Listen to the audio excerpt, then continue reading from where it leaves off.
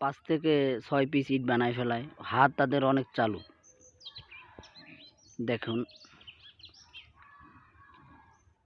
এখানে আবার ট্রলার চলতেছে। নদীর পাড়টা অনেক সুন্দর। আপনারা এই সৌন্দর্য উপভোগ করতে আমাদের তারাবনিয়া সুটিয়াকাঠি তারাবনিয়া ইটের বাটায় আসবেন। সেখানে আসে এই সৌন্দর্য উপভোগ করতে পারবেন। ভিডিও ভালো লাগলে লাইক কমেন্ট শেয়ার করে পাশে থাকবেন।